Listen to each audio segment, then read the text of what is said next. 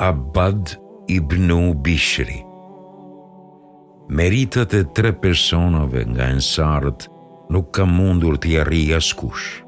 Ata janë Sad ibn Muadhi, Usaid ibn el-Hudejri dhe Abad ibn Bishri. Aisha, nana e besimtarve. Abad ibn Bishri, emri një personi të dëlirë dhe të ndritur që ka lënë gjurmë të pashlyeshme në historinë e thirrjes fesë islame.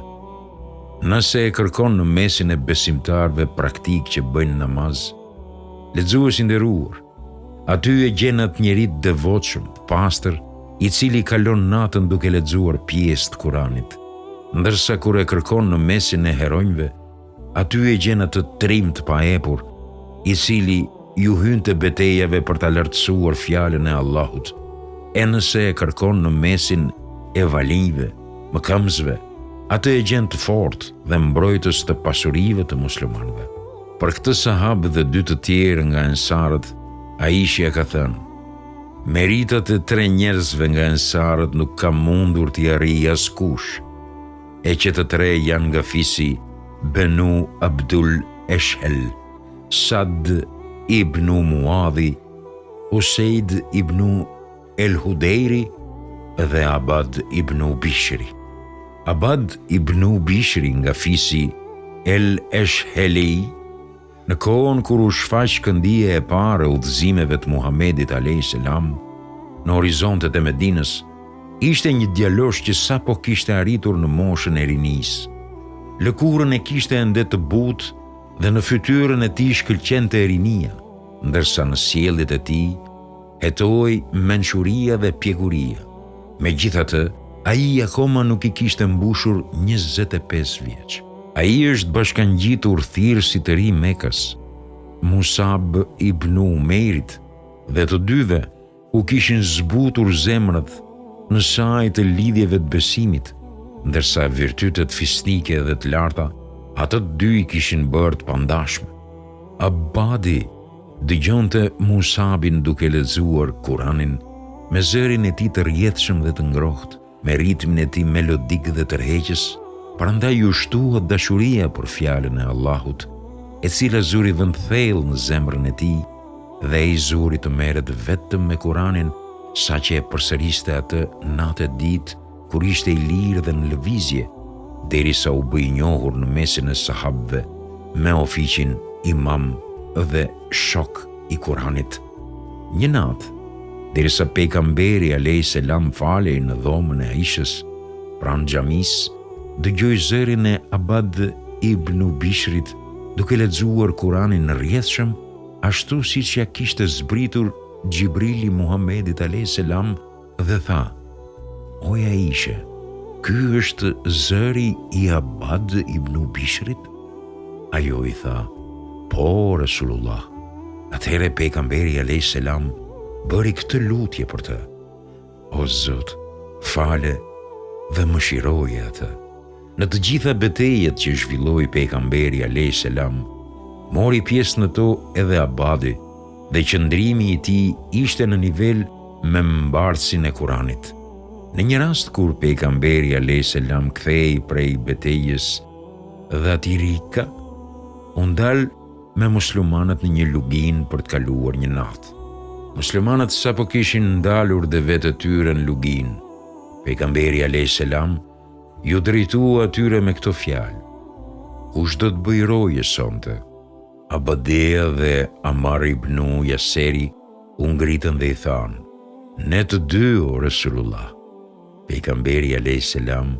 i kishte vllazëruar ata të 2 kur kishin emigruar muslimanët në Medinë. Pasi dolën në gryk të luginës, Abadia ju drejtua vllaut të tij Amarit: "Në cilën pjesë të natës dëshiron të flesh, në pjesën e parë apo në të dytën?" Amari ju përgjigj: "Do të flej në pjesën e parë." Dhe u shtri jo larg Abadës. Nata ishte e qetë. Yjet, drunjt dhe gurët lart madhëronin dhe shenjtëronin Zotin e tyre duke lavdëruar atë në mënyrën e tyre. Atëherë Abadia u qetësua shpirtërisht, kurse zemra i gjakonte për adhurim dhe Kur'an. Ndikonte më së miri tek ai Kur'ani kur e lexonte duke u falur. Prandaj bashkonte kënaqësinë e namazit me atë të leximit Kur'anit. Ai u drejtua nga kibla, filloi namazin dhe zurit lexoi nga kapitulli El Kef, me zërin e tij melodik, të njohur dhe të ëmbël. Ndërsa madhëronte Allahun në dritën e shkëlqyer hyjnore, i zhytur në shkëlqimin e dritës së tij, një njeri arriti me shpejtësi. Ai posa e vrejti abadën nga larg, të ngritur në gryk të luginës, kuptoi se aty është pejgamberi alayhis salam, kurse abadja ishte roje i tij dhe i njerëzve të tij. Atëherë ai tërhoqi harkun, mori një shigjet dhe e qelloi. Atëherë abadja e nxori atë nga trupi, vazhdoi leximin e Kuranit dhe u thellua edhe më në namaz. Ai njeri përsëri e qelloi me shigjet tjetër, ndërsa abadja veproi si me të parën. Edhe kur e qelloi me të tretën, ai vazhdoi namazin, e pas kësaj e hoqi edhe këtë të fundit dhe rëshqitazi ju afrua shokut, vllait të tij. E zgjoi dhe i tha: "Zgjo, sepse plagët më kanë dobësuar."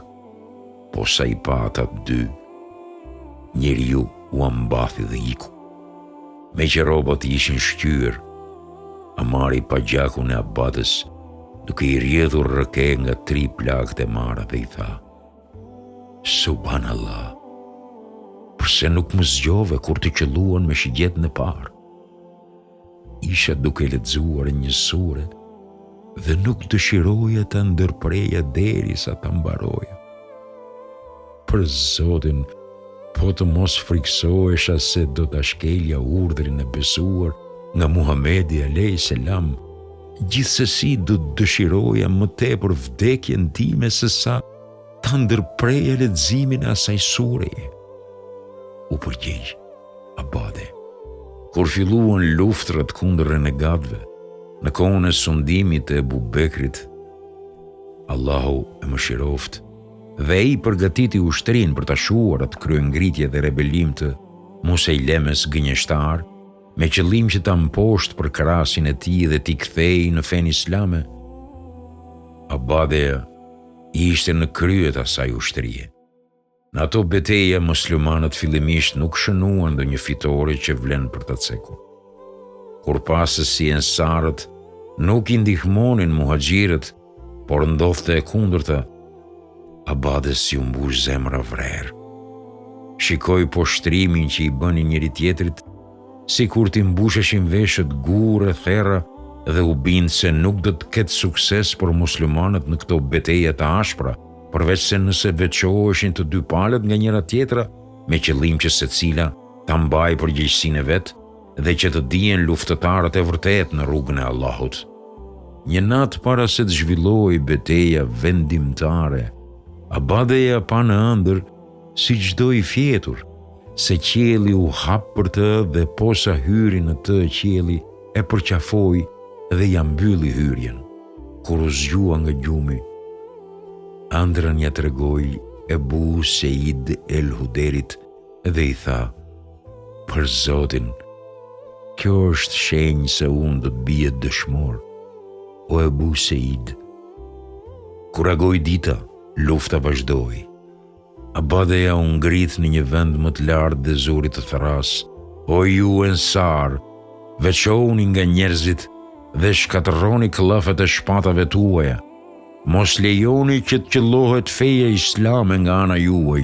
Ai vazhdimisht e përsëriste thirrjen, derisa u tubuan tek ai rreth 400 ensar, në krye të cilëve ishin Thabit ibn Ukajsi, El Berra ibn Maliku dhe Ebu Dujane, pronari i shpatës së Resulullahut.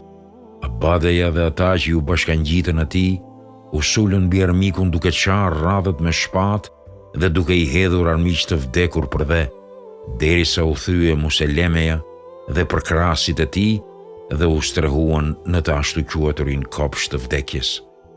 Aty, te muret e kopshtit të vdekjes, Abade Jara dëshmori mbuluar me gjakun e tij të pastër. Në trupin e tij kishte aq shumë të rëna me shpatë, goditje nga shtiza apo nga shpatat, sa që nuk njihej më, përveç nëpërmjet një shenje në trupin e tij.